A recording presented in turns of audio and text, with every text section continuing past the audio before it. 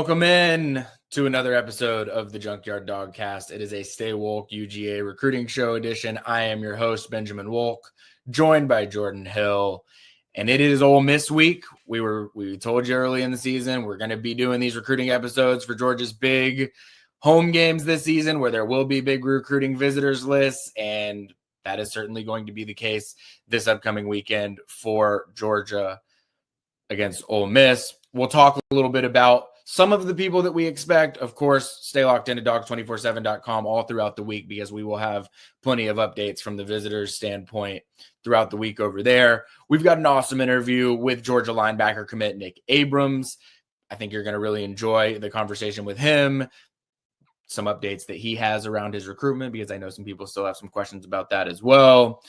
There is some other recruiting news. Georgia has some recent commitments. We've talked about it on some other Junkyard Dawgcast episodes. We haven't had the opportunity yet to do it on one of these recruiting episodes, so we'll talk a little bit more about that.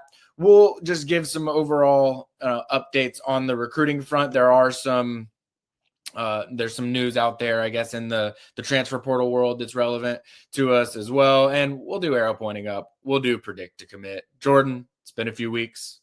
How are we? Doing great. Like I mentioned on our last podcast, Getting Ready for Alabama Week, I always enjoy our Stay Wolk episodes. I get to learn quite a bit on the recruiting front. And I don't know, we were recording this a few days before you guys are hearing this, but the weather in Athens kind of starting to feel a little bit more like fall. I got up this morning, it was like 50 degrees. Like we're getting closer to, the middle of the season, which is pretty wild to think about. But happy to be back on here and ready to dive into this one. One thing I did want to do really quickly, just before we actually jump into some of the news from the week, some of the visitors that we're going to be talking about as well, just give you a general class update on Georgia's 2026 class and 2027 classes, just because I think it's been a minute since we've done that full recapped update. Georgia's 2026 class currently number 1 in the Southeastern Conference, number 2 nationally behind only Southern Cal. 31 commitments with a composite team score of 304.39. For some context, USC has 32 commitments with a composite team score of 304.57. So razor thin margins there separating Georgia and USC for the number 1 class in 2026. That said, there is probably some movement in both directions for USC and Georgia guys in and out of the class. And if you look a little bit down in the team rankings, Alabama, Notre Dame, Texas A&M, Texas, they all have 4 or 5 less. In Alabama's case, like 9 less commits than Georgia has right now. So there's certainly still some room for some movement in the 2026 cycle. Now that Georgia has added some commitments in the 2027 class, it makes sense to actually provide an update on the class there. Georgia's number 7 nationally behind Nebraska, Syracuse, Texas Tech, Penn State, Oklahoma, and Jordan, I will give you $50 right here on the spot if you can tell me who else ranks ahead of Georgia in the 2027 recruiting class. One other team. I'll just guess Georgia Tech. The correct answer was Sacramento State, who currently ranks 4th in the 2027 recruiting rankings with 8 commitments. Georgia is, I believe, that makes them 2nd in the SEC behind only Oklahoma right now, obviously wildly early, but Georgia has 4 commitments in that class. Yeah, they took Jaden Rashada, and now, I think this is an all-out war between. That's right. He's their backup quarterback right now. There's no difference really between Sacramento State this year and Georgia SEC champions last year. Jaden Rashada in your quarterback room as a backup quarterback option. All right, Jordan. Like I already mentioned, Sanford Stadium is going to be out in full force. We saw the Alabama visitors list, what it was. We know what the Texas game is going to be in a couple of weeks, but this Ole Miss game has now, emerged as one of the more important games on the SEC football schedule, I would say, this season. And there will be, like with the Alabama and Texas games, hundreds of recruits that are on campus, some of them 28s, 29s, guys that even we aren't as familiar with yet, and that them coming on these visits are indicators that we need to start paying a little bit more attention to their recruitments over the next few years. That said, there will always be some bigger names, bigger faces that we'll want to point to, and so we'll bring those up. Like I said earlier, please subscribe to dogs247.com. There is going to be plenty of updates throughout this week. All throughout this week, I'll have some Stay Wolk recruiting notebooks. We'll have a running visitors list over at the Junkyard. Actually, as you're listening to this, we already have a running visitors list going over on the board over at the Junkyard at Dogs247. So check that out, because there will be plenty more for you to learn about who's coming other than just what we talk about here. But I wanted to hit some highlights during this. Of course, there's going to be the commitments that the faithful, reliable guys that have been almost at every game this season. Tight end Caden Prothrow, defensive lineman Carter Lucky, wide receiver Brady Marchese, wide receiver Craig Dandridge. Those are 4 guys that have told me they're going to be at every Georgia game this season. So it goes without saying that they're going to be included on this week's visitors list. It goes without saying that they're going to be included on really every week's visitors list.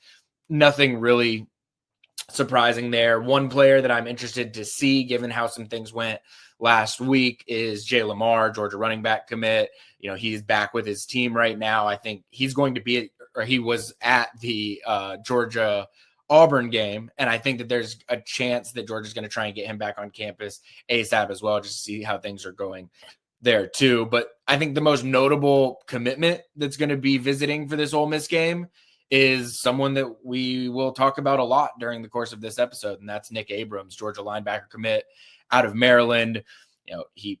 You'll get a chance later in this episode to hear from him for about 25, 30 minutes, talking just about everything, how he chose Georgia, why he chose Georgia, what's still going on with his recruitment, what you should expect from his game, this, that, and the other.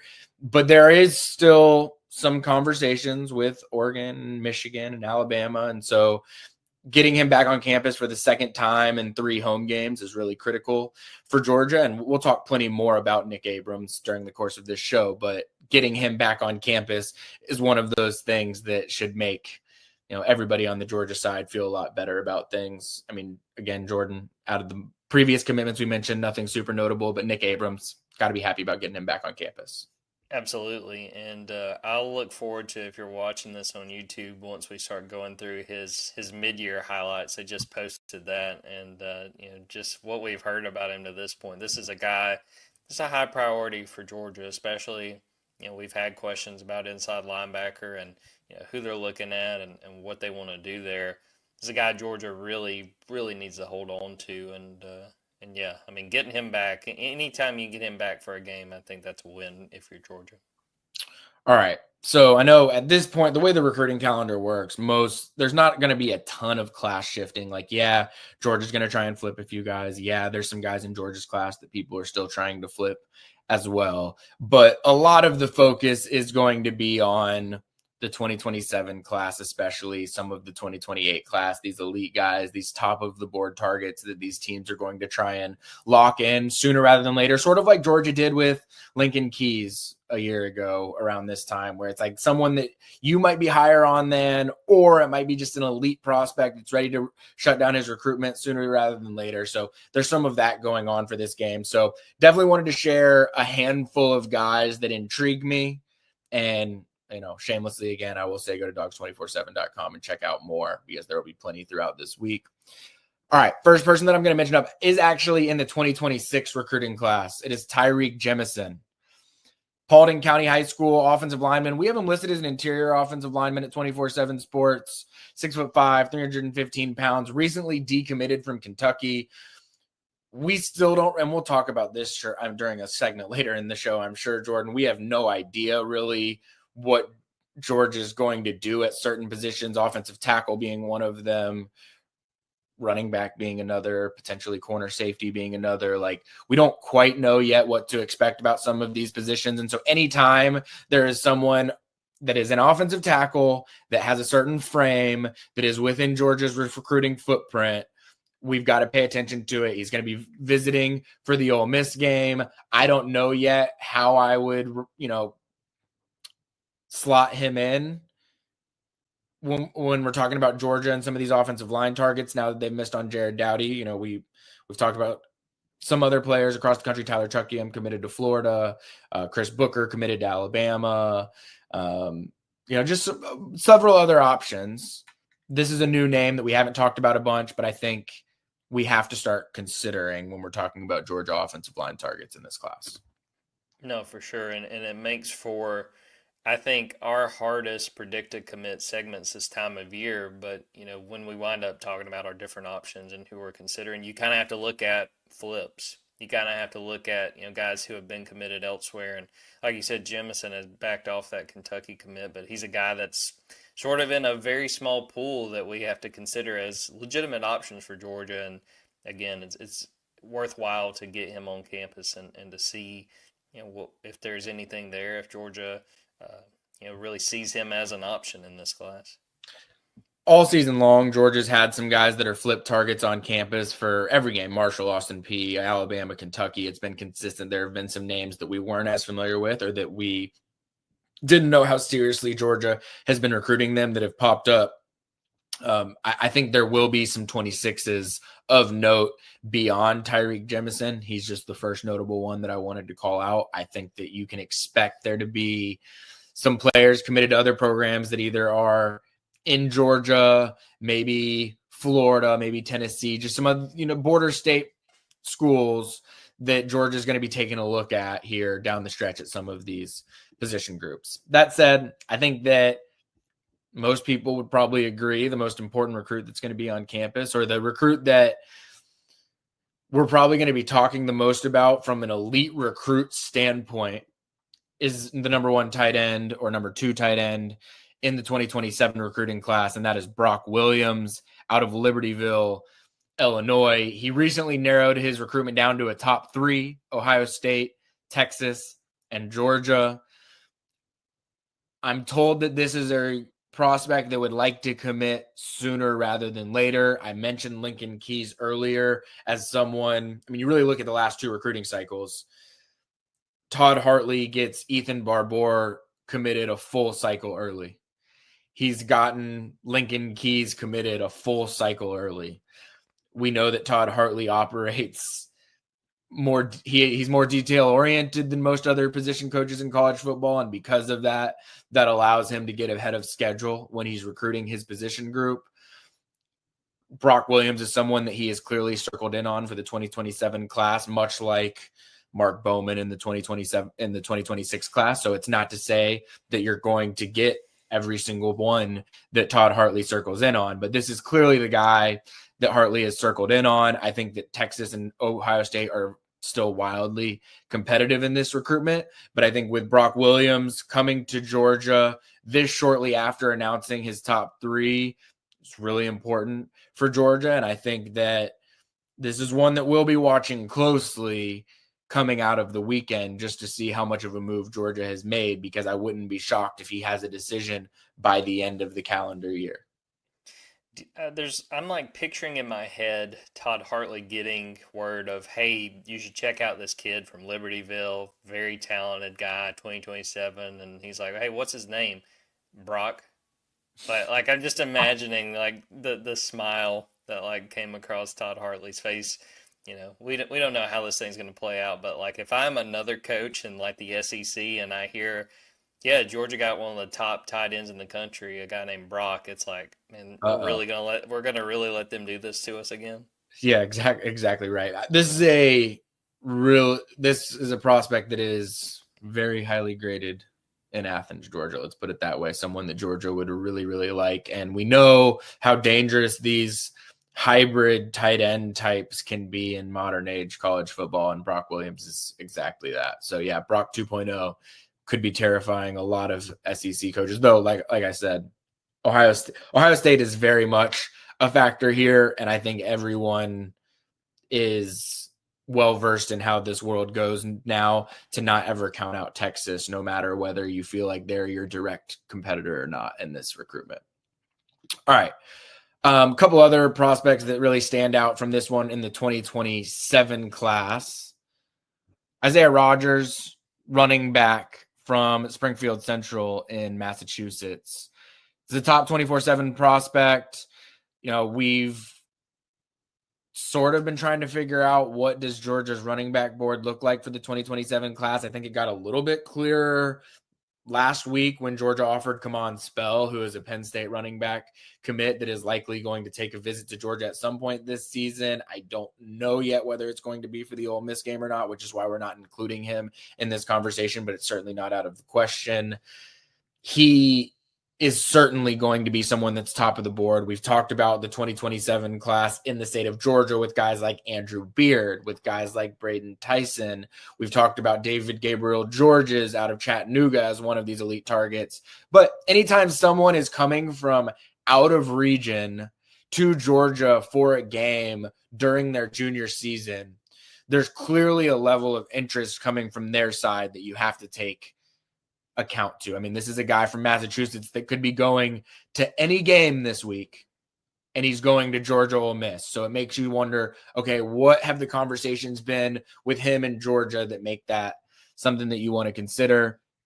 I'll admit, I don't know a ton about his game right now, but I know that he's someone that is going to make my antennas perk up a little bit when he's coming to town, because it's someone that I'm not quite as familiar with. Yeah, I mean, I just look at Georgia's success recruiting in the Northeast and, getting Janelle Aguero and getting Ellis Robinson and getting guys that, are not necessarily in Georgia's backyard. So I think that Isaiah Rodgers is just a guy that keep an eye on because they've had success. Not going to be easy with some of the teams chasing after him, but, you look at running back in 2027, it's hard to say why not Isaiah Rodgers. Why would he not be an option there? Another guy in state that really intrigues me that's going to be there, a guy named Sean Green, slot wide receiver from Camden County High School. What's interesting here, so this is the top, he's ranked 121st in 24/7 Sports rankings. What's interesting here is Georgia already has a slot commitment in the 2027 class with Gavin Honore out of Mater Dei. We saw a year ago that you take Vance Spafford early from the West Coast and things just change over the course of time. Are you more likely to take a slot receiver all the way across the country that could be really financially competitive in that recruitment when there are people in the state that you could, feel like are just as big of weapons for you in that spot? I'm not saying that's what's happening here, because Gavin Honore has already visited. There's a chance that Gavin Honore visits for this game as well. He still seems firmly committed. I'm just saying we know how things go when you're recruiting all the way across the country like that, and how many obstacles can get in the way of a signature along the way. Sean Green plays for the same high school that Elias Williams went to. Really talented guy. Saw him, I guess it was beginning of his freshman year out at Camden County, and he was already making plays, and he was already standing out as someone that the then Camden coaches were very aware of. I think that he's taking more advantage of the new scheme that they run down there at Camden County as well. Just, this is a put in your back pocket one where it's like, I don't know that Sean Green is going to be a major target for Georgia right now because of even there's another guy that visited for the Alabama game that's committed to Georgia Tech.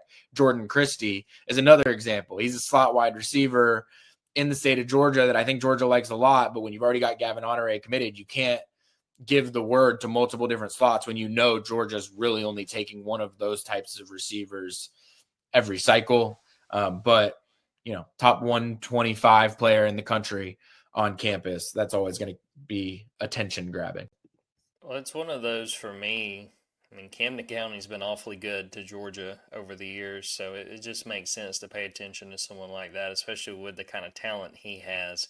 Long way to go, but yeah. But if a Camden County prospect pops up, if you're a Georgia fan, I would pay attention.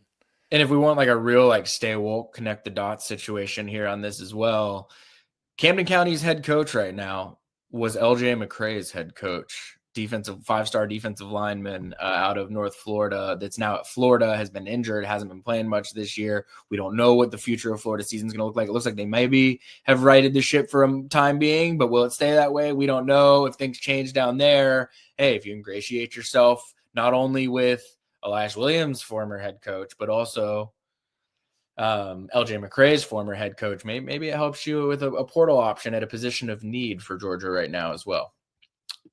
For the record, for anyone listening that thinks I'm teasing some kind of intel tidbit on that, 100% wild speculation on my part on that front. So just to set the record totally straight on that. Blowing smoke Ben is what I call him, so that makes sense. All right.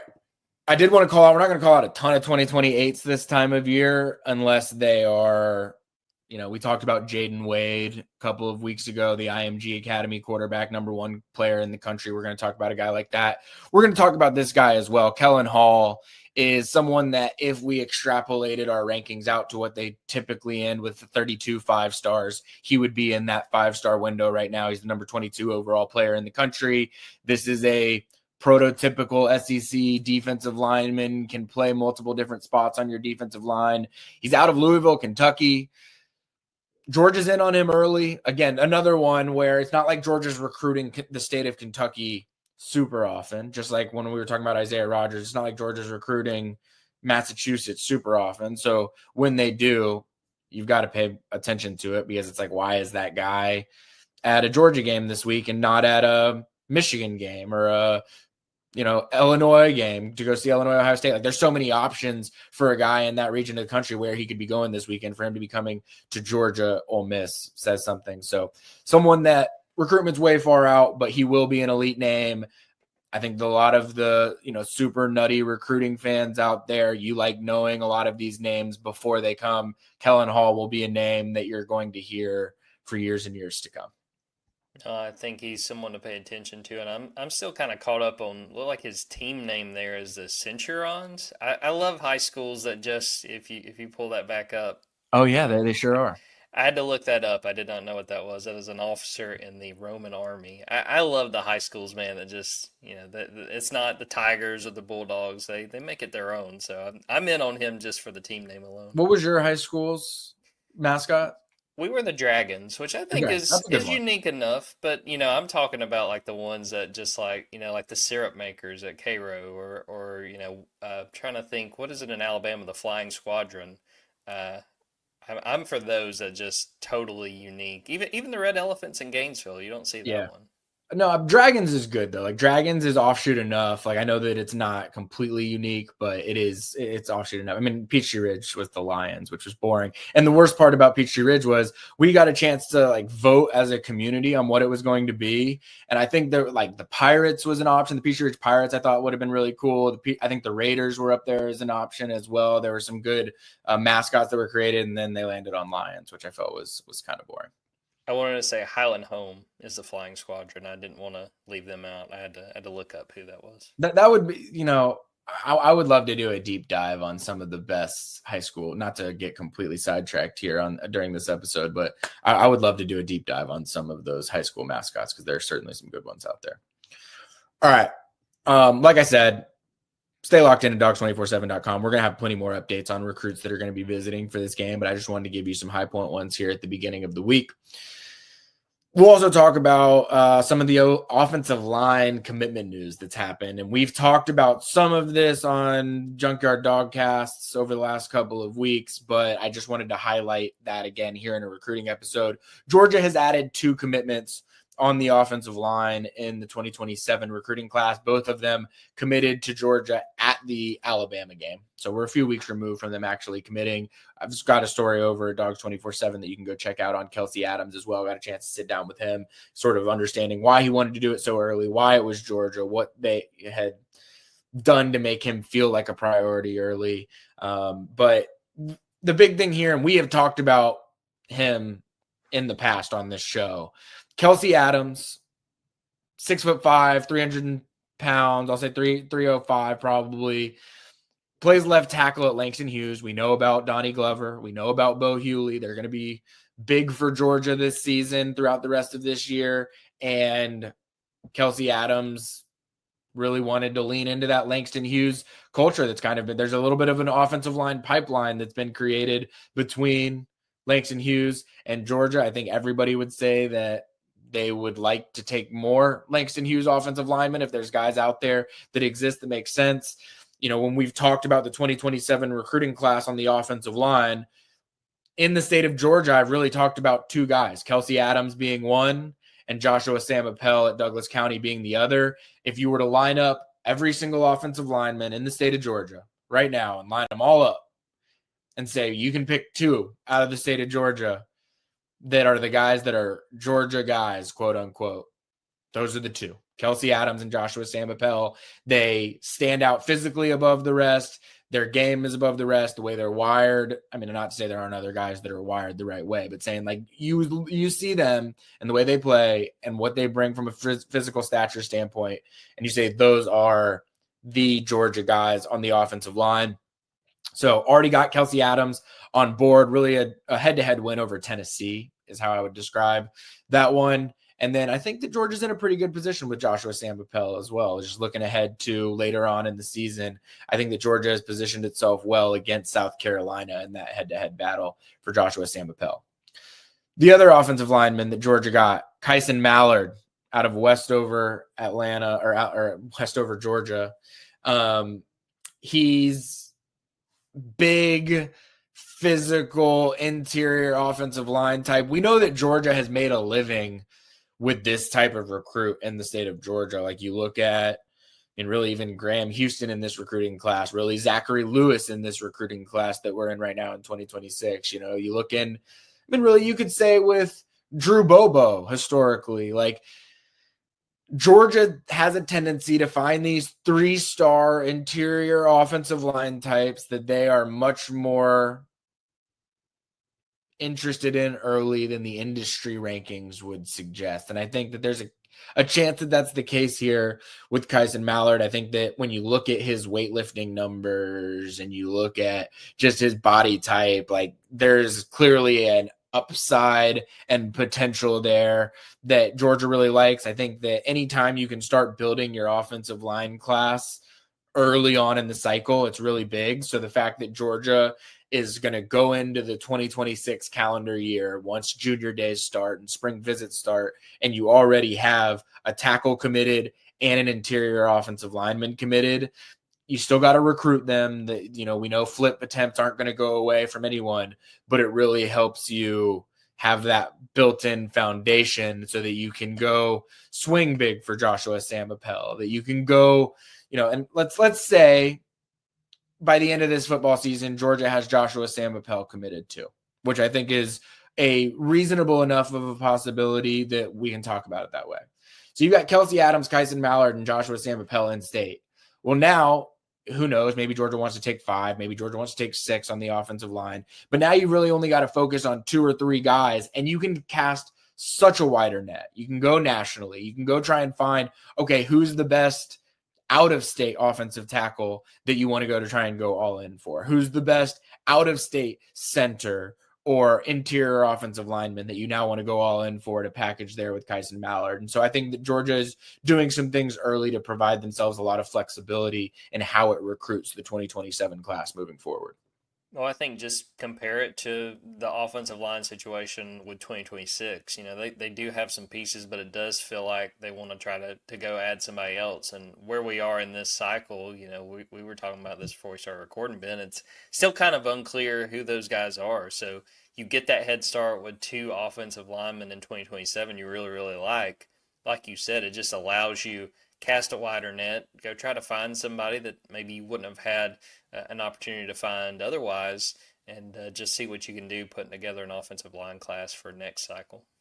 Now, not all offensive line commitment news that we've received over the last couple of weeks has been good news for Georgia. Banneker, offensive lineman, 2026 class, Jared Dowdy, commits to Alabama after his first visit over there to Alabama. I think this is something Georgia had started to worry about for a little while now. Like Georgia gets in there early. Georgia's really considered the team to beat when he's decommitting from Georgia State.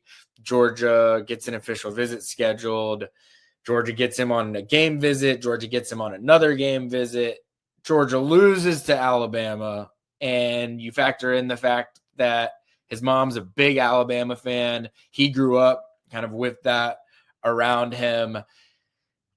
I'm not saying that Georgia might have lost this recruitment anyway, but I think when Jared Dowdy went and visited Georgia and saw Alabama win in Athens, it made it really easy for him to say, look, I already have some built-in connections in terms of how I feel about Alabama, and I just watched Alabama win the head-to-head. Like, I don't know. It was a hard selling point for Georgia at that point. He takes one visit over to Alabama for an unofficial, commits the next morning after that. Shout out our guy over at Bama 24/7, Brett Greenberg, did a good job of handling that recruitment. Actually, I thought we did a great job as a network handling that recruitment. So shout out Brett on that one. But this now means Georgia's going to have to figure out some other options. And I think, there's a lot of directions Georgia's going to look here. I mean, Georgia's going to look in the 2026 class out of high school. Georgia's going to look in the 2026 class out of JUCO, most likely. And then I think that Georgia will look in the transfer portal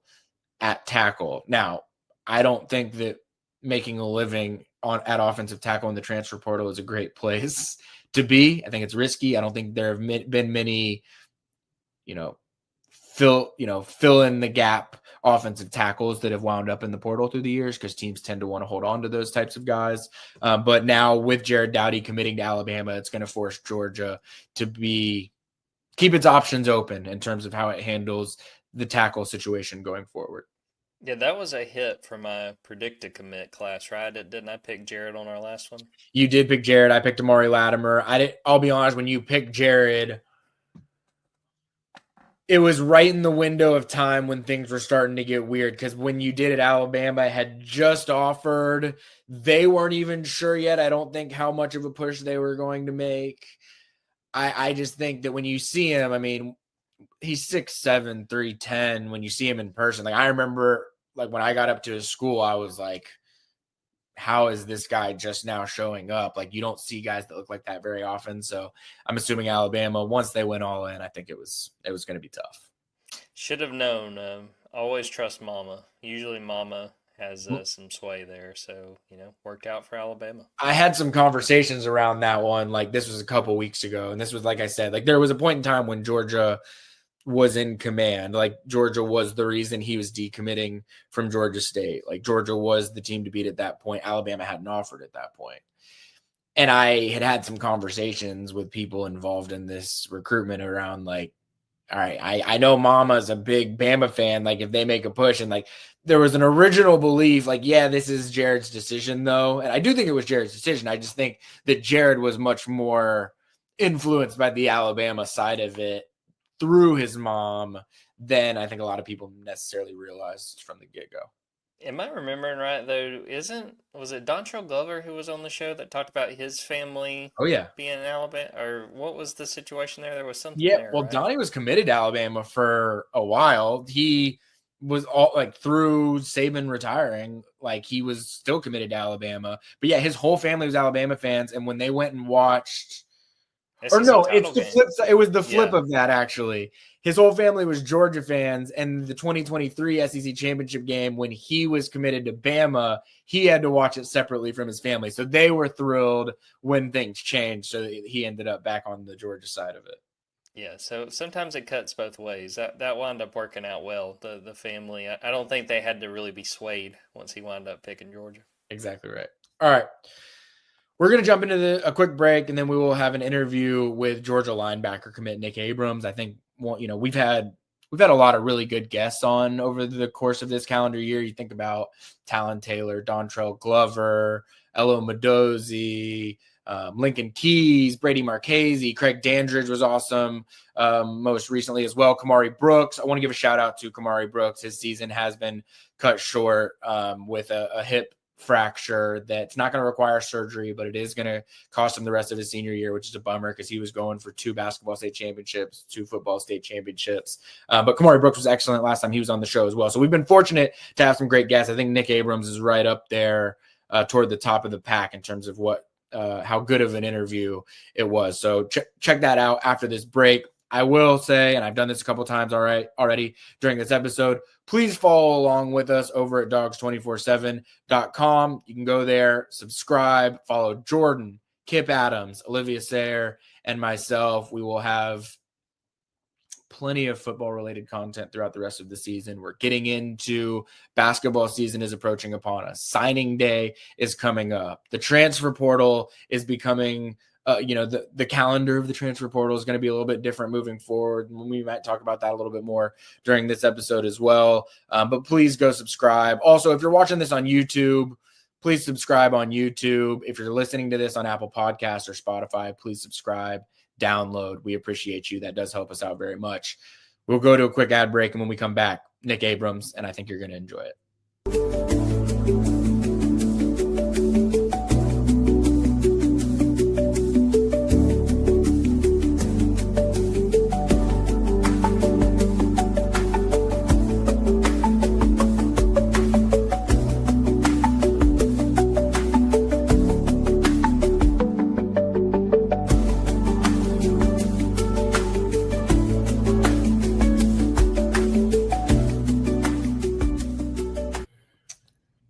Welcome into the show, a very, very, very special guest, someone we've been wanting to get on for a long, long time now. 6'2", 220-pound linebacker from McDonough School in Maryland, 83-inch wingspan. We'll talk a little bit about that a little bit more during this as well. Member of the top 24/7 rankings, one of Georgia's 2 linebacker commits in the 2026 recruiting class. Nick Abrams, welcome to the show.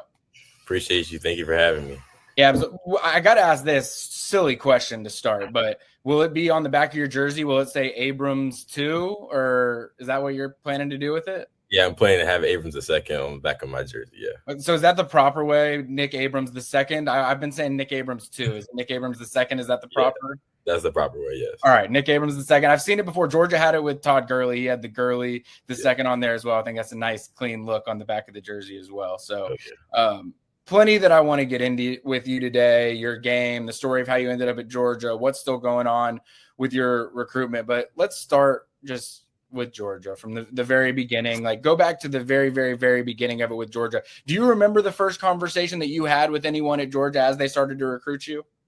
Yeah, it was after, I think, January. I think actually, no, the first time I talked to someone from Georgia was Coach Schumann. And he offered me. He said that he hadn't been watching any really recruit film because of them playing in the playoffs and all that stuff. So my first real conversation with someone from Georgia was Coach Schumann, and he just told me a lot about my he liked about my game. Just talked about the kind of fit that I am with Georgia, and then just started asking me questions about my family and stuff like that. And then kind of surreal moment he kind of offered me. So I was like, well, that's crazy. That's an offer from Georgia. So I must be doing something right. I must be pretty good at linebacker. So that was pretty much my first interaction with the University of Georgia. So yeah. Before you'd ever visited Georgia or really started getting recruited, or before that conversation, like, what did you know about Georgia, or what were your impressions of Georgia prior to that? Yeah. So it's kind of funny because when I was younger, I had a neighbor who was a Georgia fan, and I always wanted to root against her because she was kind of like, I don't know, it was funny. We all have those neighbors. We know, we know what you're talking about. I had to root against her. So, it was kind of funny because I was talking to my mom about it, and she was like, Miss Kristen's going to have to root for you now because you're going to Georgia, stuff like that. But in all honesty, having Roquan Smith and Jalen Walker, and then Nakobe Dean, Quay Walker, just the pedigree of linebackers, and then the defense in general, watching that 2021, 2022, those teams, and watching the way they dominated on the defensive side of the ball, it was kind of like, I could see myself doing that. I could see myself being a part of that kind of team. And then watching Coach Smart, listening to him, and then the words he's saying, and especially during my recruiting process and during his interviews, just I could envision myself doing exactly what he's saying, fire, passion, energy. That's how I play the game. So that was kind of my first thoughts thinking about when Georgia hit my line and offered me. So yeah. Shout out Miss Kristen though. Yes, shout out Miss Kristen. She's gonna be pumped about it. So all right, so you get that call, you get that offer, you start taking a look at Georgia during the spring. You end up taking the earliest official visit that anyone in Georgia's class was taken for that scavenger hunt weekend at the beginning of May, or middle of May, I guess you could say. We connected after that visit, and you had clearly had an eye-opening experience while you were there. Like, what happened on that official visit that was so compelling for you when it came to Georgia? Yeah, I feel like, official visits are a lot of the glitz and glamour. It's a lot of like in your face, just showing you all the good parts. But, just when it came down to it, the things that I wanted in the school, I saw on full display. Just, the coaches, the best, I think they have the best coaching staff in the country, especially the best linebacker coach in the country. And then just from an academic standpoint, the Terry School of Business, what they can do for me. And then, being close to Atlanta, like that's one of the main hubs. They call it like the Mecca. So like, brand deals, all that stuff, like just there's a lot of endless possibilities. And then just, just sitting down talking with Coach Smart, that was another big thing for me, especially on the OV. He spent a lot of time with me. And just, getting to know him, getting to know his kids and stuff like that. So just if during the OV, it felt really welcoming. It felt like home. I know a lot of schools, it kind of felt like home, but when it came down to it, that feeling of stepping on campus and then talking to everyone, and then even where there weren't even kids on campus because it was like during the scavenger hunt, which was like a little early in May, there weren't kids on campus, but I still felt that vibe around campus where I'm like, yeah, I can see myself walking around and definitely walking these halls in Terry and all that stuff. So yeah. I'm always fascinated about that part of it. Like you take that official visit, you didn't end up committing for, what was it, like 2 months after that, about like almost to the day, probably 2 months after that weekend. Like, did you know leaving that visit that it was going to be Georgia and you just needed to see things out, or how did that ultimately play out over those next 2 months? Yeah, I had no idea it was going to be Georgia. To be honest, Coach Schumann, he was like stressing because, he didn't know how it was going to be being the first official visit. So, but for my process was mainly just take all the visits and go in, just blindly go in like you didn't go on a visit the past week, and then just rank everything and then, see where it goes, talk about it, pray about it. And yeah, I ended up making my decision, I think the Sunday before I committed. So for my birthday, which is, I guess, 2 months around that kind of time. But, it was a long process. It was a good process, just talking to my family and really, get as much information as I could from all the schools, and then doing my research, and then, just sitting with myself and thinking, what are the things that I want? And Georgia, they had everything that I wanted. So that's why I'm coming in December.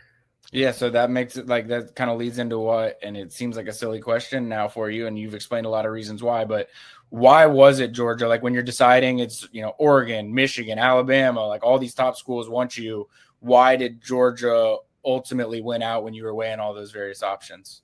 Yeah, so I had like 3 or 4 things that were like the main things that I kind of like weighted the most when it came to what school I'm going to be committing to. First thing was development. And when you look at Georgia, there's no place that develops like Georgia at the linebacker position in the past, like, 6 years, 7 years, something like that. So just Roquan, Quay, I kind of named all of them. But, like, you see the first round talent, you see the 3 Buckets Award winners, and then also Coach Schumann being like 36, 35, and he has 3 Buckets Award winners. You kind of, like, gravitate towards something like that. And then that old school style of coaching with Coach Smart, where he's not afraid to tell you how he really feels and stuff like that, and yelling. I know some kids shy away from that, but kind of that me, I kind of thrive in that. I kind of accept the challenge, and that kind of environment I want to be in. And then academics was a big thing for my family and I. Just, coming from the background that I come from, they expect me to be at the top of my game when it comes to academics. So the Terry School of Business was great, great fit. Top 20 public institution or university, my bad. So, just that was a big thing. And then just the atmosphere, the culture, I kind of talked about earlier, fire, passion, energy. And then, like there's like 95,000 people in Sanford Stadium. So I remember at the Alabama game, it was rocking. So, that kind of atmosphere I thrive in. I love to play in. So those are kind of like the reasons why I chose. Cool. What do you remember? You said that Schumann started getting some anxious energy, not sure where things were going. Do you remember the moment that you told him and what his reaction was? Yeah, so it was funny because Coach Smart was at the SEC, I think SEC conference or something like that. Like the SEC meetings probably SEC down there. Media yeah. So, I was waiting for him to come to the room, and he was taking forever. But because I had Coach Shu on the line, and I was like, we got to kick Coach Smart on here. So he had an idea, but he wasn't really sure what I was going to say. But when I told him, he was so happy. It was hilarious. And then Coach Smart was in the room, and he was happy as I know. He was like, man, if that smile wasn't you committing, then man, I would have been hurt. So yeah, that was pretty funny. It was a pretty cool experience just telling them that I'm coming to the University of Georgia, and they were super ecstatic. But after that, it was just like, hey, let's get to work. Let's get you up to speed on the playbook and stuff like that. So when you get down here, man, you ready to go, you ready to get locked in. So that was the day, but that was the day before you committed. It was Sunday, so I don't know when I committed, but I know it was on my birthday, but I don't know what. Cool. Yeah. All right, sweet. So you mentioned like the linebacker history that Georgia has. You mentioned some of the names that have won the Butkus Award. I will also mention most recently Jalen Walker. He was there on your official visit. Actually, we've talked about it a little bit, but I guess for the purposes of this, like what did you learn from Jalen Walker and your interactions with him on that visit, and how much of that helped play a role in helping make your decision with Georgia? Yeah, it was great talking to Jalen. He was super helpful, super insightful, just giving me some insight about the university and then football program and then Coach Shu as a whole. Obviously he's done it at the highest level. He won a Butkus Award winner. He won a Butkus like last year. So, he's done it before. And just talking to him about, not only just on the field, but off the field, like what he invested in terms of like Atlanta and property and stuff like that. So just, talking to him on like a football level, but also a personal level. So, I know exactly what I need to do and how to be successful in this life, especially in college athletics now. And I mean, speaking of Butkus Award winners from Georgia, I would be remiss if I didn't bring up Roquan Smith, who he made an appearance at one of your games recently. He did. Yes, he did. So I know that obviously anybody that's getting recruited to play linebacker at Georgia is well aware of Roquan Smith. When did the relationship start with him? And I mean, what was it like having him over at one of your games? Yeah, it's actually a pretty funny story. He was supposed to be there on my OV, but he had a event to go to, so he couldn't make it. But it started there. He FaceTimed me. I didn't know how he got my number, but probably Coach Schumann. Yeah, he's got his ways. Yeah, but he FaceTimed me. He talked a little bit. Told me about Georgia. Said, man, it'd be a blessing to see you in that red and black. So that kind of was in the back of my mind when he said that. But yeah, I hit him up a couple of weeks after, asked him for some film, stuff like that, how he breaks down, just offensive coordinators first, second, third down, red zone, red area, third and long, all that sort of stuff. Just asking him picking up some stuff so I could translate that to my game. And then I said, hey, if you're ever free, once I won one of my games, he said, yeah, for sure. So I didn't even think anything of it because he didn't text me he was coming to the end of the game. He just showed up, and I was like, oh, that's Roquan on the sideline. So, I had to get a pick six and a fumble, forced fumble. So yeah, obviously we didn't win the game, which kind of bummed about, but, we're going to see that team again. So. Hey, and at least, we'll talk about this a little bit more in your game later on here in a second, but I was going to bring up that pick six, forced fumble, and get like 12 tackles or something in that game. I didn't realize that was the one that Roquan was at, but I guess it probably feels nice, even though you didn't get the win, to at least show out when he's out there. Oh, yeah. So on that note, like Jalen Walker, Roquan Smith, Nakobe Dean, you've mentioned some of the other guys, Monty Rice, Quay Walker, Channing Tindall, CJ Allen, Raylan Wilson right now, like the pedigree goes on and on and on. Glenn Schumann's been there for all of it. Like, what's the magic of Glenn Schumann that has helped create that linebacker pedigree? Like, what do you think it is?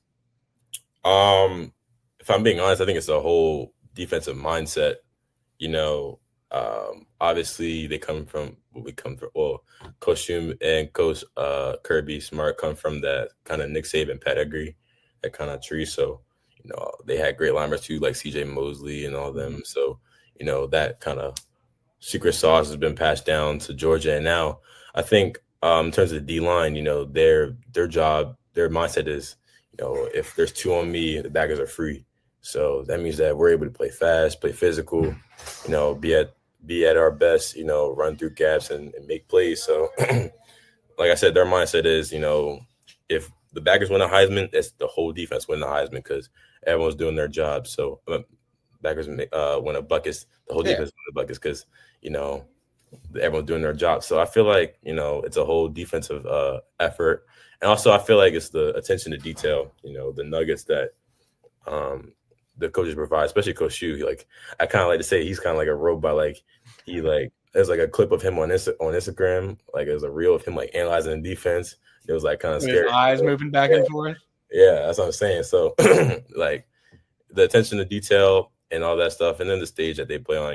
You play it in the SEC, like the best teams in the country every week. So when you perform against the best teams in the country and you make plays, the spotlight's going to be on you. So we have the opportunity to be in conversation to win Buckets Award winners and be the top of your class. So that's kind of where I think the secret sauce is. We always hear like Glenn Schumann, and I think that video is a great representation of it, where his eyes are just all over the place. And I love he's saying that he's a robot. And like we hear him called a mad scientist a lot just because of the way that he dissects everything in X's and O's. What's the most interesting, and it's hard to put you on the spot here, but like what's the most interesting football thing that you've learned from Schumann during your time conversations with him? I'd say just being on a Zoom with him, like learning coverages, like, because for me, I take notes. That's how I like remember stuff, because then I look over him. Some people somehow they just like look at it and they get it. Like that's him. Like he looks at something one time and then gets it. So for me, I was writing notes, right? And so he's like talking and he's telling me about a certain coverage that they run, that we run. And I was like writing it down. And then next thing you know, he's like spewing out like different formations and checks and stuff like that. And I'm like, what the heck is he talking about? Because he's talking so fast, because in his mind, he's comprehending it. But I'm like trying to write it down. So it's like, it's funny how, just his like brain's going a million miles a minute. And I'm just like sitting here trying to like overwhelm, trying to take down these notes. But yeah, just, I'd say certain coverages. And then like when there's like a motion or a shift and a check, that was probably the most memorable thing that's happened football wise, I'd say. Now, I mentioned guys like CJ and Raylan, or Nakobe Dean and Quay Walker, like guys that came in together, that played a lot together. You and Shadarius Tootle are both on your official visit together. How familiar are you with his game, and are y'all staying in touch at all right now throughout this process? Yeah, we definitely stayed in touch. I watched a little bit of his film, and he's a baller. Obviously, he's going to the University of Georgia, so there's definitely excited to see him play and see him grow and us grow together. So it's gonna be fun. It's gonna be tough to be a bunch of the tandems that have come out of here. So, but we're up for the challenge. I think we're gonna shock a lot of people in a couple of years. Maybe even freshman year, be one of the best tandems in the country. So I'm excited to, continue our relationship and then, get on the field together. I think it's early enrolling too. So December, yeah. Yeah, for sure. Well, and I'll ask this too. And because of the timing of when you were committing, like, I know you talked about how Coach Schumann always made you very aware of where you stood on the board and your priority level, but how aware was he making you of other linebackers that they were recruiting? And just so I'm not beating around the bush, like you committed to Georgia right around the same time that Tyler Atkinson was not committing to Georgia. And I know that people were kind of thinking both of you might end up at Georgia. Were you aware of any of that as it was unfolding around the same time? Yeah, it's funny because, I was obviously Oregon was in my top four, and they were talking to Tyler as well. But yeah, he made it known, what was going on. He told me everything, which surprisingly really didn't really include Tyler. It was just, you're our top guy, and we want you here. Maybe he was talking to something else, I don't know, but he was saying, I know both Oregon and Georgia are saying that I'm their top guy. I'm the guy they want. So, it's either you or shoot, we don't even know. So, I was the guy they want, and yeah, kudos to him. He went to Texas. That's great for him. But obviously, I came here, and so I'm ready to work and show why I'm the best linebacker in the country. So. Yeah, I know everyone was super excited by the end of that week that you were in the class, and you mentioned Terry College of Business a few times. And look, we know that like not everyone's priorities are the same, but I know every time I've had a conversation with you about Georgia, it has not gone on without you mentioning the Terry College of Business. And obviously your parents are very important in instilling, certain values into you that make that important. But why is that such an important part to you? And then why did what did Georgia do, whether it was on the official visit or just at certain points throughout your recruitment, to be able to make you feel confident that you could achieve those longer term goals there? Yeah.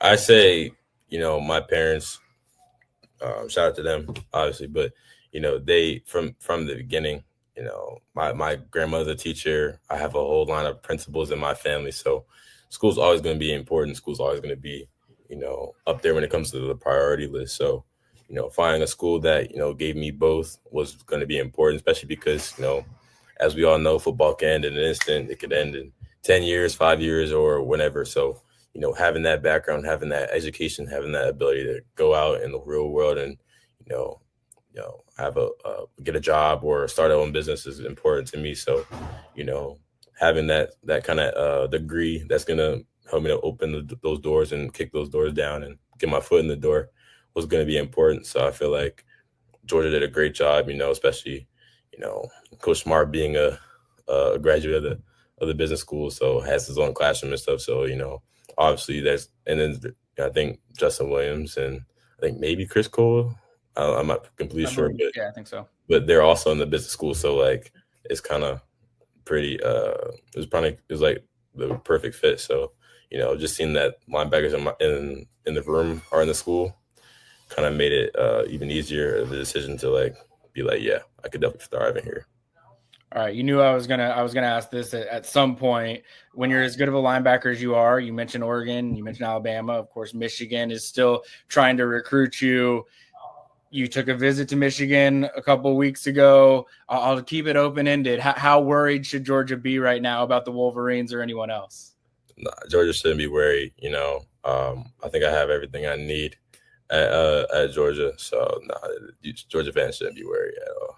What I know that you've had a lot of conversations with Schumann through all of this. What's been his message to you as you've just kept an open mind with a couple other places, but knowing that every time we've spoken about it, when you've spoken with him about it, like you're locked down with Georgia? To be honest, there hasn't really been a message. He knows how much I love it here. He knows how much my family loves it here. So it's just about, maintaining that same thing. We really don't really go into specifics. Specifics is just, hey, if you want to be here, we want you here. If you don't, shoot, it don't really matter. So, and I want to be here. So that's really what it is. It's not about, begging and pleading and stuff like that. No, it's just, you want to be a Georgia Bulldog, you're going to come here and you're going to have to work. So that's really their message. So I'm up for the challenge.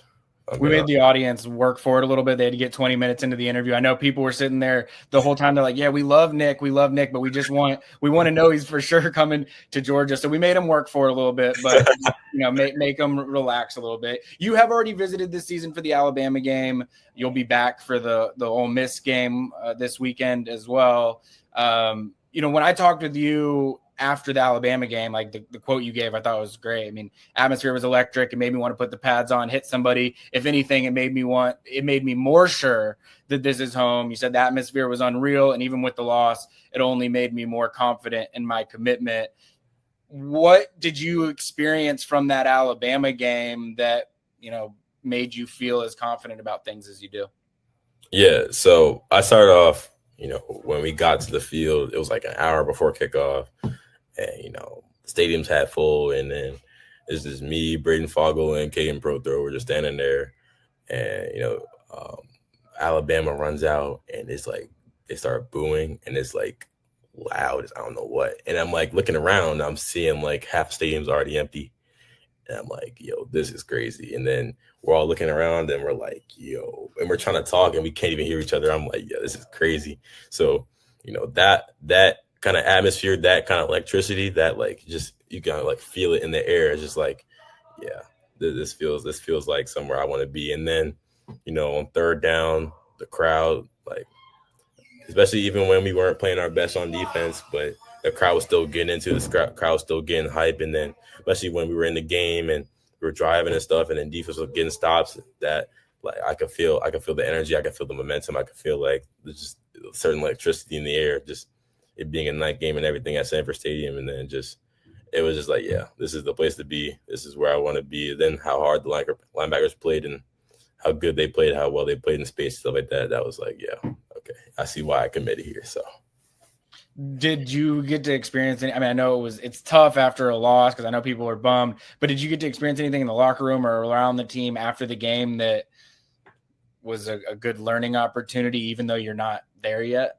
No, not really. After the game, we kind of just went back to our cars and then went to the hotel. Let it breathe a little bit for everyone. Yeah, but I am excited for this Ole Miss game because we will win this game because I'm there. So I will get to experience a Coach Smart post-game speech. Man, so that's going to be exciting. All right, cool. I want to talk about your game a little bit before we close it out. And, you're the type of linebacker, all the popular buzzwords are going to come out: versatile, length, athleticism, you're checking all the boxes in terms of what a modern age linebacker is asked to do. I mean, we talked about a little bit already earlier, talk about some of the stat lines from your season so far. You had a game, you had 8 tackles and 2 sacks. You had a game that had a pick 6, forced fumble, and 12 tackles. If you look at every single game you've had this year, all the stat lines kind of look like that, but I know it's the film that really pops. How would you describe your game between the lines?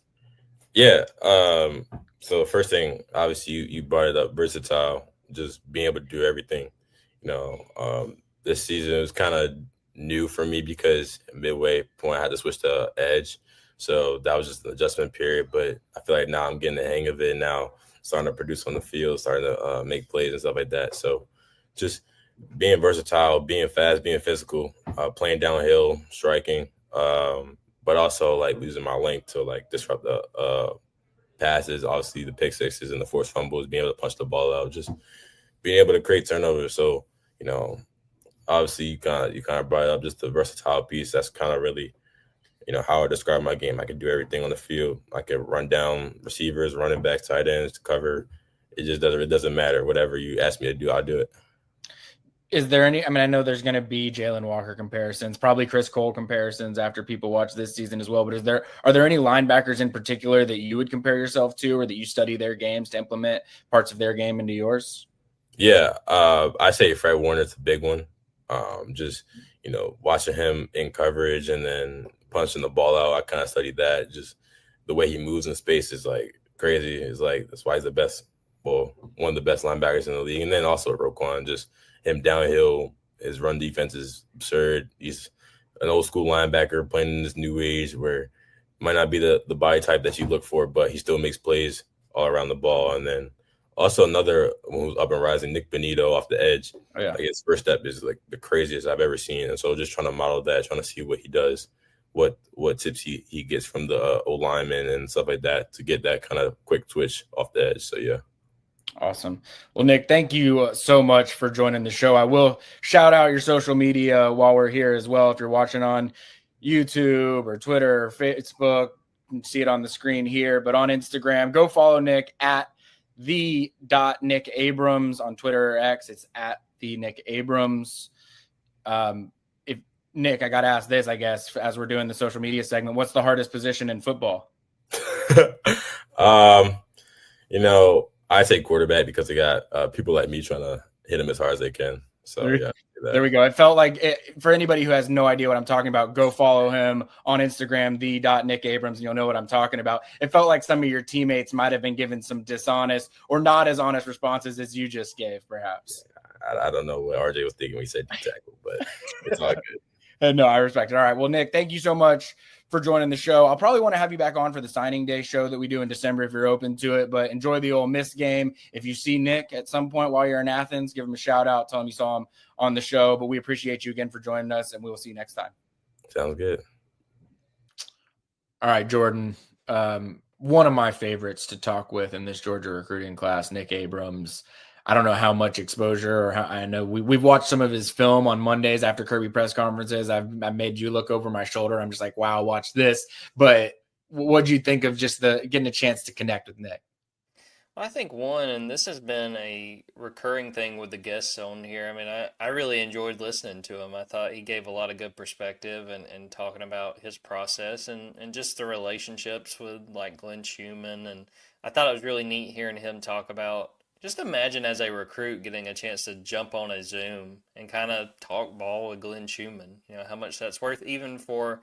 Oh, I thought you were going to say hop on a Zoom and talk ball with me. Well, yeah, that too. I mean, his future defensive coordinator is one thing, but the host of the Stay Wolk UGA recruiting show, that's totally different. Yeah. No, but getting a chance to talk with Glenn, I mean, think about how valuable that is for Nick, even as a senior in high school. And could you imagine like going to your high school game and you look on the sideline and Roquan Smith is there? Like, and I think he played well. I think y'all talked about it. He played well in that game. Man, I would be a nervous wreck. I'd be like, man, I can't make a mistake. Roquan may call Georgia and tell him go look elsewhere. This kid ain't got it. I know, like and he was so casual about it too. He's like, yeah, look over. He's like, oh, is that Roquan? And like, I can't remember if he mentioned it when we were talking during that interview or not, or whether it was in another conversation we had. But like when he was committing, like I guess Roquan Smith was like in the comment section, like talking about, come to Georgia or, I'm going to come see you play or whatever that might be. And it's just like, having that kind of relationship before you get to Georgia with Roquan Smith, with Jalen Walker, like kind of, I mean, Glenn Schumann's good at his job. Glenn Schumann's always going to be able to recruit guys, but makes it a heck of a lot easier when you don't even have to do half the legwork. I mean, really, shout out to both of those guys for looking out for Georgia. I mean, look, they're busy. They're both playing in the NFL. Jalen's a rookie. They don't have to come back. They don't have to lend a helping hand, but they have. And, I think fans should be really grateful for that because they don't have to do that. And I'm sure there are plenty of players at any program that, they're not going to take that time. And I think they deserve a shout out because that makes an impression. If you're a guy that, these top prospects, the goal is to go to the NFL. And so to have those examples of like Roquan and Jalen to say, look, I went to Georgia and they prepared me and they can prepare you, I think that's just super invaluable.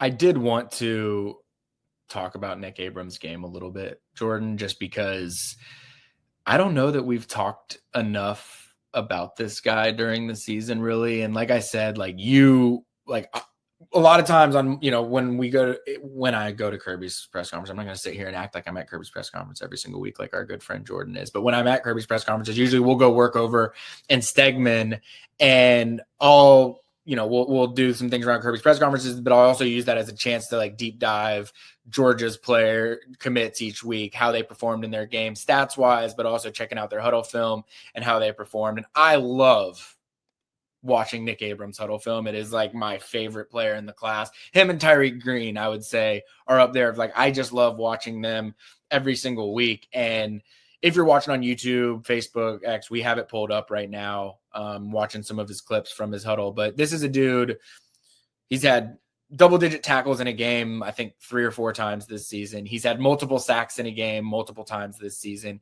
He has multiple pick sixes during the course of this season. And so just statistically, it speaks for itself. But this guy flies around the football field. He's got an 83-inch wingspan. I mentioned that in the interview with him. Like, his length is freaky. You heard him talk about this, and you're seeing it on his film too.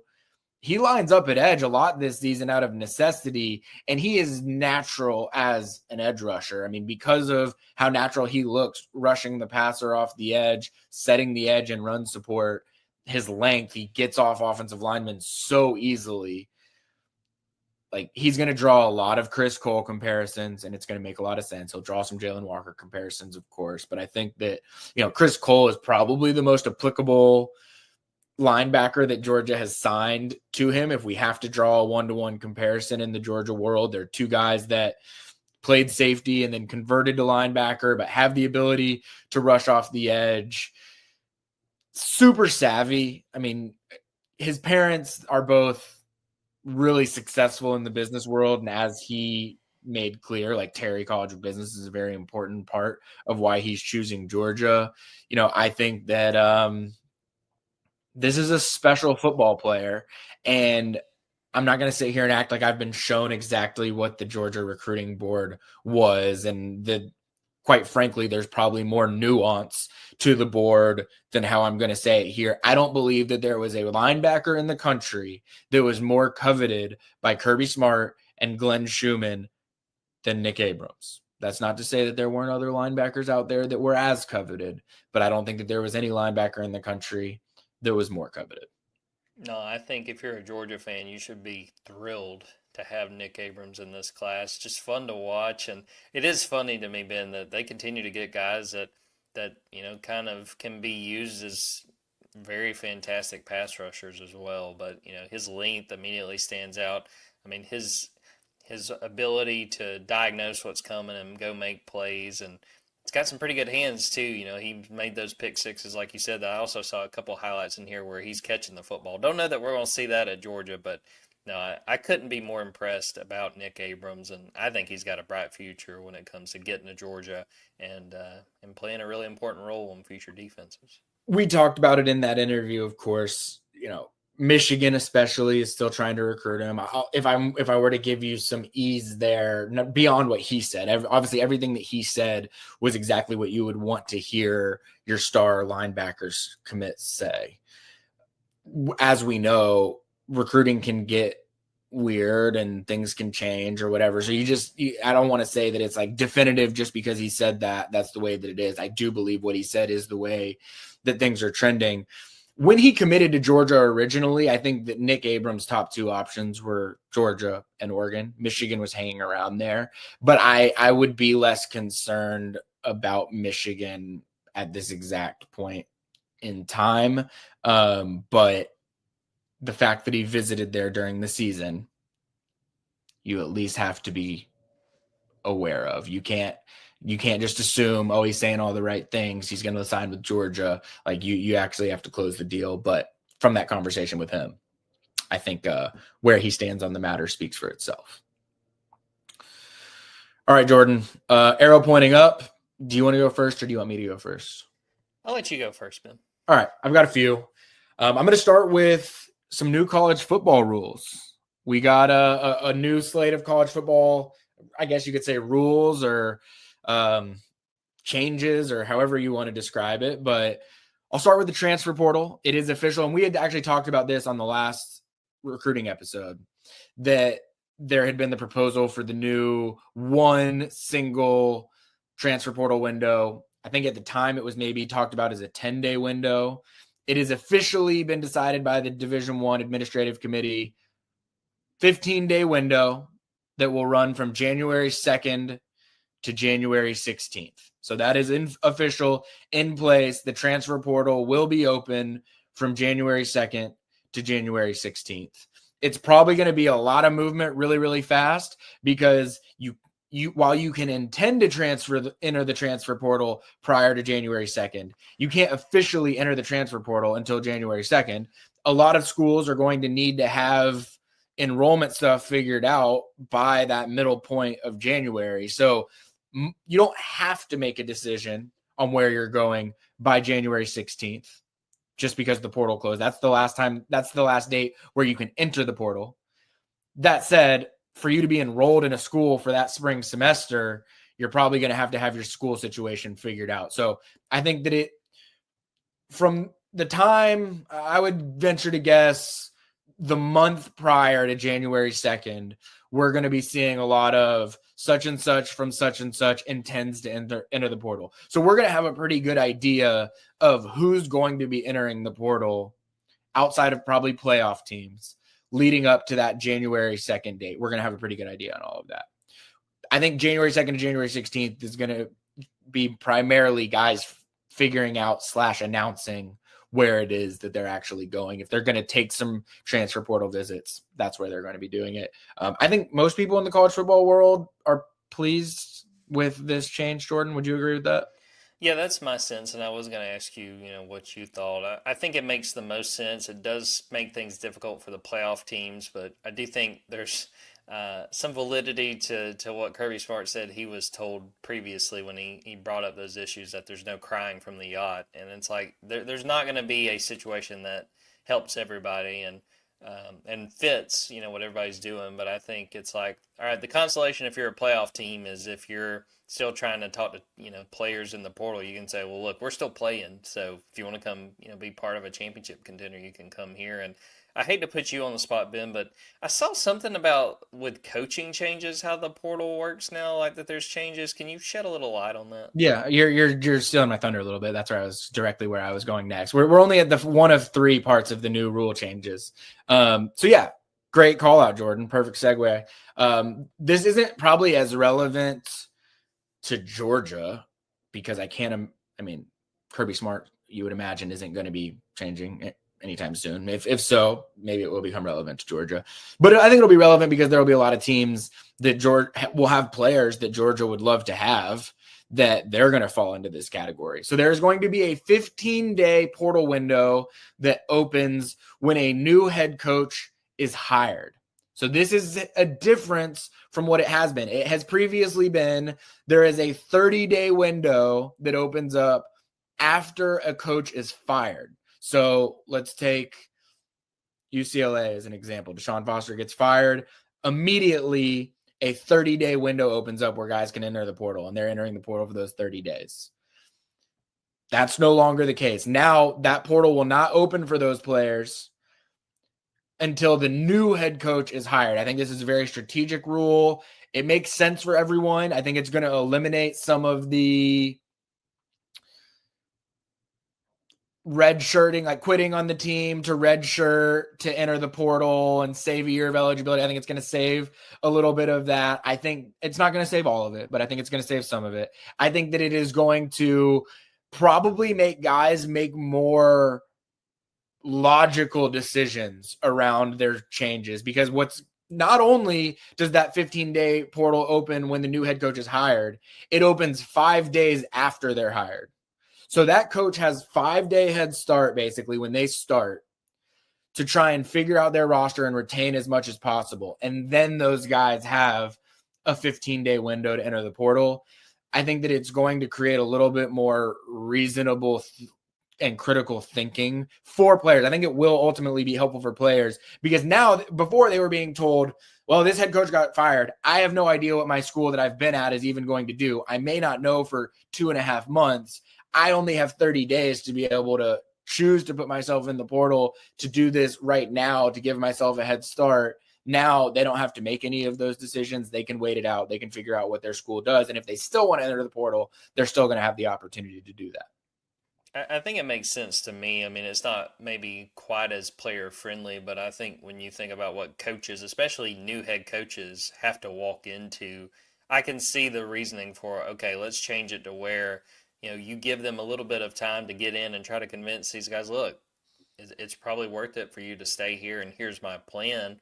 And the situation is still, they can still transfer if they decide that that new coach, that new system, that new style is not right for them. And another change, not recruiting related, but there was a change approved that will allow college players and staff members to now bet on professional sports. And look, I was surprised when I saw this, just because it's another way that guys it was just interesting to me. But I've heard stories over the last few years, I'm not going to name any names, but of players across college football that have had their college careers cut short because they were breaking gambling rules, and they weren't betting on college sports, but they were betting on pro sports and things like that. And they've had their college careers cut short, or they've had to transfer various things, and maybe things haven't gotten totally out there, but that is something that has happened. That's no longer the case. This is a small win for degenerates everywhere, that these college athletes and staff members will be able to bet on NFL games, MLB games, NBA games. So shout out to the degenerates.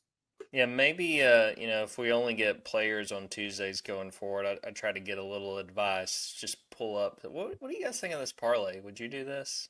That probably would work one time, and then those interviews would go away. Yeah, exactly right. A couple other arrow pointings up that I'll keep short and sweet. I've already mentioned Joshua Sam Appel. I do think that the arrow is pointing up with Georgia and Joshua Sam Appel out of Douglas County, 6'9" offensive lineman. And I'm gonna say the arrow pointing up on the Bill Belichick documentary. They've pulled 3 different versions of documentaries, HBO Hard Knocks, Hulu Hard Knocks, whatever they've been trying to do. They've pulled the plug on them, but the way this whole thing's playing out with Bill Belichick, the end Bill Belichick documentary, whenever we get it, whether it's a full Patriots into the North Carolina, whether it's just in North Carolina, the story that will be told on what the hell happened and how big of a disaster Bill Belichick experience was at North Carolina, no matter how hard he and Jordan Hudson try and prevent their own documentary that they were already, in cahoots with planning to create, that they're now pulling the plug on, no matter how hard they try and, prevent that one from happening, there will be something that comes out about all of this. And I can't believe how ugly it's gotten so fast. Can't wait for it. Didn't see it going this badly. And I'm trying to come up with like the name of like the documentary. Like in my head, it's like 30 for 30 presents Doesn't Fit the Bill. Like where are we going? I think it's I think you got to lean into the heel, the Tar Heel thing. You know, he's sort of like Bill Belichick was always the, you know, it's like this is like his heel turn, where it's like he never entertained anything with the media. He never had any drama around him. He never had celebrities doing stuff around his program, whatever. And now it's like he's done the complete 180 now that he's gotten North Carolina. Over the hill, the Bill Belichick story. There we go. All right, what you got for arrow pointing up, Jordan? I got a few of them too. Arrow pointing up. Ugly game winners. Ben, I don't know if you saw the Jaguars on Monday night. I took a screenshot, if you're watching this, of what the play looked like. Oh, yes. The start of this play, Trevor Lawrence on the ground, and this winds up being a game winner. Off the top of your head, have you ever seen an uglier play that wound up working out for the team involved, and they wind up winning on that play? I mean, it's such a funny clip because he's like this screen grab because he's like in the fetal position, fully on the ground. And, you know, it like you juxtapose this with the screen grab that I had of the Cash Jones play against Alabama. And it's like, which one of these plays was able to get a yard and which one of these plays was not? It makes you sick to your stomach in some respects. But yeah, wild. And Jaguars, sneaky good. Liam Cohen. Duval. He figured out something. I know that. And credit to Trevor Lawrence when he was interviewed after this, like, what's going through your head? And I think he said panic. Like, yeah. He was totally honest. Other ugly game winner, we're recording this the day after this happened with the Phillies and the Dodgers. I don't know if you were watching this, Ben, but I think that was Andy Pages hit it back to the pitcher with the bases loaded. And the screenshot I pulled up now, if you're watching this, he's got plenty of time. The pitcher has plenty of time to throw it to first. The catcher is pointing to throw it to first, and he panics and tries to throw home. Throw is not even close, and the Dodgers win. And I really want to take this to just say, shout out to the entire NL East. I mean, really the Phillies and the Mets to say, you know what, the Braves are having a down year. Let's just not do anything. You know, no one from the NL East won a playoff series, and it was really up to the Phillies after the Mets choked. Credit to them for showing the respect to Brian Snicker his last season. Hey, Snit, you guys didn't get it done, and in solidarity, we won't either. I mean, look, I don't love being in a place where I'm like trying to find joy out of other people's heartbreak, but if you're a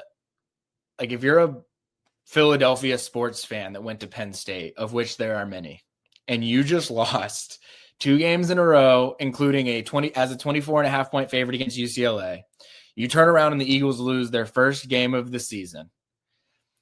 The Phillies end up they got smoked in the first 2. They probably thought their season was dead. They actually had a hard fought win to, force the game 4. And then you kind of, just slop it away there with something silly like Little League baseball stuff to lose that series. And then the Eagles lose again to the Giants, like this play that you have screen grabbed right here, and the Eagles getting doubled up by the Giants in Jackson Dart's like second or third start happening on the same night. I mean, it's beautiful for someone that likes to enjoy the pain of Philadelphia sports fans.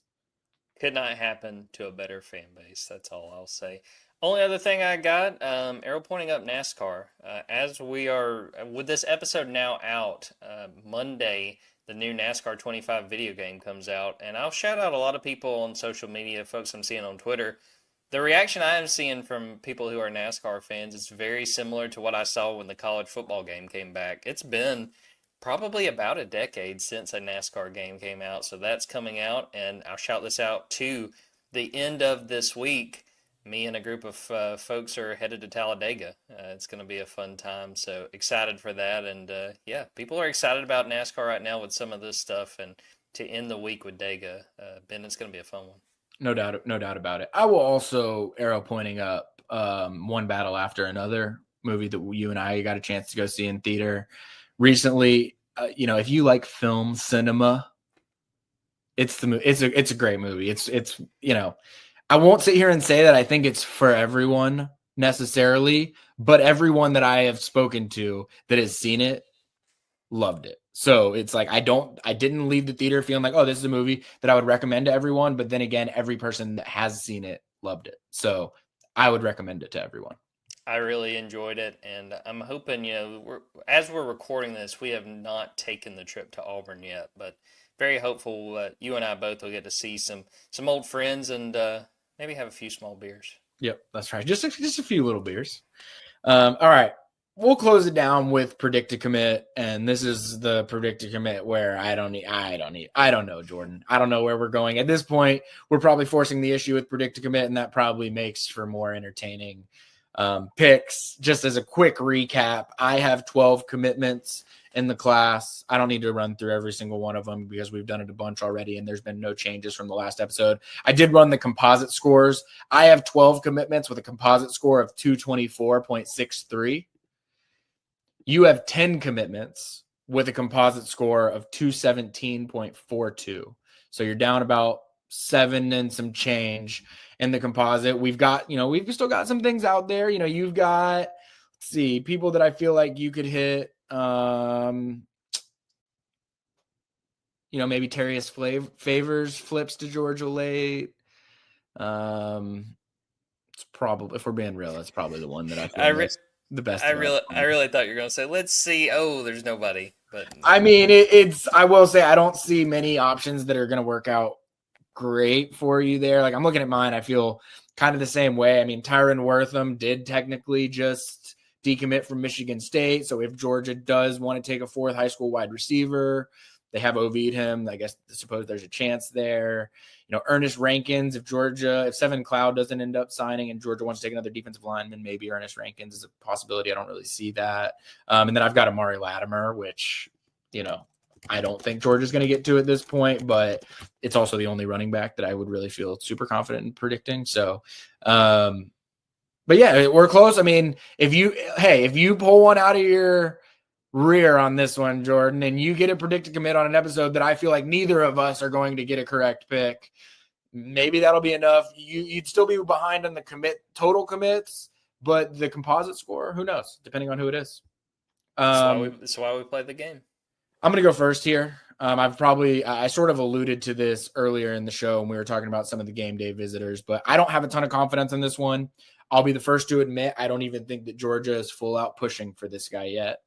But Tyreek Jemison, 6'5", 315 pounds, probably more of could be a tackle, could be a guard type of guy. So not just the full, pure, true offensive tackle type that you might have been looking for with a Jackson Cantwell or a Jared Dowdy or a Chris Booker or something along those lines.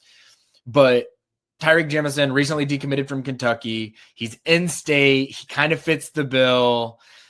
He's going to be visiting for the Ole Miss game. I'll be honest with you. This is a situation, and I'm just for the transparency of everyone listening to this, where he could easily visit this weekend, and it's really the last that we ever talk about Tyreek Jemison in Georgia. Like, I'm not ruling that out as a possibility, but I do believe that he's my best bet right now.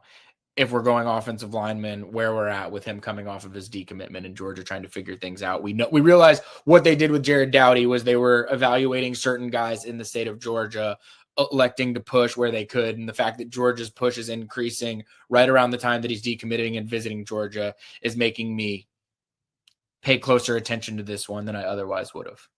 No, it makes sense. And I think it really covers a lot of like where we are right now with this predict to commit is trying to kind of piece things together, and the picks are not as clear as they were, during the summer when we were really getting this thing rolling. All right. I can't wait to see where you go with this because I have no idea where I would have gone with this if I wasn't just going with the easy out of Tyreek Jemison. Where are you going? Well, I'm going to give you a shout out because I basically asked you for some names before this episode. A lot of the times when we've done these, I've done a pretty good job of like doing my own research, trying to figure out who makes sense. And you can tell that this is a guy that you gave me the name because I don't know how to say his name, Ben. I don't want to suffer Tyler and say his name incorrectly. Please give the folks Tyler's full name. Yeah, Tyler Chukuyem. Out of which one of the Pauldings does he go to? South Paulding. South Paulding. Georgia's recruiting the Paulding County more right now, and there's guys at East Paulding, North Paulding, South Paulding. We were just talking about a guy from just Paulding. But yeah, Tyler committed to Florida right now, but I like this pick a lot. I'm surprised none of us had picked him at any point throughout the cycle. Yeah, to be honest, he wasn't someone who has really been on my radar even before, he winds up committing to Florida. But I think we are at the point in this recruiting cycle where the guys that are going to wind up in this class, that are not already, have been committed elsewhere. And I look at Florida, I'm still not convinced that they wind up making it out of this season with Billy Napier. I mean, we are recording this before Saturday's games. I don't think they're going to win at A&M, and you look at the schedule ahead. I mean, it's hard to say they're going to win more than 6 or 7 games, and I just don't think that's enough to save Billy Napier's job as much as, the win against Texas was really impressive in what they did. So I'm looking at guys, from that, and he fits the bill of the guy you were just talking about. He's an in-state offensive lineman. I do think they're going to try to get another offensive lineman. I'm taking a shot there. I'm going to say they wind up. I think the Florida staff does not survive this season. A lot of those guys look around and they wind up going to South Paulding and getting a really talented offensive lineman. I really like that pick. He was someone who had surfaced in one of my mock classes early on in the cycle before he committed to Florida. I mean, the story of how it kind of played out there with Georgia was Georgia never really full out pushed for him in the main recruiting window. He didn't end up taking an official visit to Georgia. He got offered really just before the start of his senior season from Georgia. So I think, Georgia still has the chance to bring him on an official visit if it wants to. I do think that pick relies on the Florida staff changing. I think that if Billy Napier's there and the Florida staff stays intact, he will sign with Florida because I think that's where he wants to go. But as we know, the Florida season is very fragile right now, and it could go either way. Like Florida could somehow find a way to rejuvenate itself, and we're having a totally different conversation about this team and the state of that program. I don't necessarily know that I think that's the way that it's going to go. And so because of that, I think Tyler Chukuyem's a really good pick. All right, Jordan, another great show. Appreciate everyone who listened on all platforms. Thank you for joining us, Jordan. Thank you to Nick Abrams. Nick Abrams II. I don't know why I'm such an idiot, Jordan. That we didn't talk about that. The fact that I thought it was Nick Abrams II or Todd Gurley II is how you said it. Obviously, have I ever read anything about any kind of like European king history ever? Obviously, it's Nick Abrams II. Someone needed to say something to me about how stupid that was. Yeah, no, he was looking out for you, and I think that that's fair. Well, you could even see it in his face. He's like, "What do you mean, Nick Abrams II? Like, what? You sound so stupid." It's like, yeah, I do sound stupid. I know that. Someone else should have said something. I shouldn't be the one bringing this up to the audience, Jordan. You should have called me out about this immediately after that interview. I try to be nice every once in a while, but one thing I did want to do, Ben, before we get out of here, so we're recording this ahead of the Auburn game, and the last time we recorded one of these, I made some jokes about like the Falcons and how good they're doing, and then it just totally went sideways. And if anyone hates me for that, I don't blame you. But let's each try to predict, act like we know something that happened in the Auburn game, to see if we wind up being right. And I'll throw mine out there. I mean, Ben. Just shout out to Mike Bobo. They finally get, an opportunity to get Noah Thomas the ball, and then they run a hook and ladder. Who could have seen, in such a crucial spot early in that third quarter, the move to Noah Thomas and then Zachariah Branch takes it to the house, man. We're going to be talking about that one for a while. Yeah, well, I sort of felt when Zachariah Branch ran the punt back for a touchdown, I thought that's when the game changed, I thought. And even though it looked like he might have dropped the ball before the goal line, I thought they got it right on review.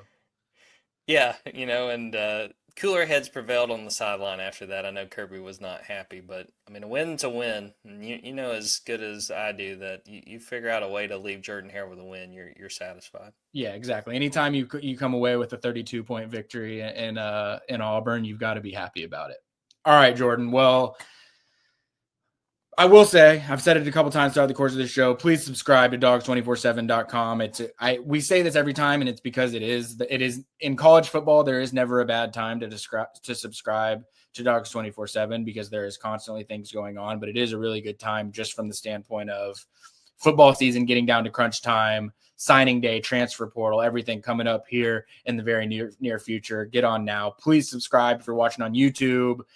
If you're listening on Apple Podcasts or Spotify, please download and subscribe there as well. Give us a 5-star review. We very much appreciate all of you. We will be back for the Texas week. We'll be reviewing the visitor slate from that. I'm sure there will be plenty of recruiting news to break down between then and now. And of course, we'll try and have some big time Georgia commit guests on the show as well. Jordan, any final thoughts before we call it a day? No, glad we did this. Fun time. Again, really enjoyed listening to Nick Abrams and excited just to see what happens these next few weeks in recruiting because on one side, so much of Georgia's class feels like it's secured, but on the other, I mean, there will be plenty of dominoes both in Georgia's favor and not, and just seeing what the class winds up looking like by the time we're really previewing the signing day and putting the finishing touches on the class. All right. Another great episode of the Junkyard Dawgcast, Stay Wolk UGA Recruiting Show Edition. I'm your host, Benjamin Wolk, for Jordan Hill. We will see you. Well, we'll see you on the Junkyard Dawgcast next week. We'll see you on the recruiting show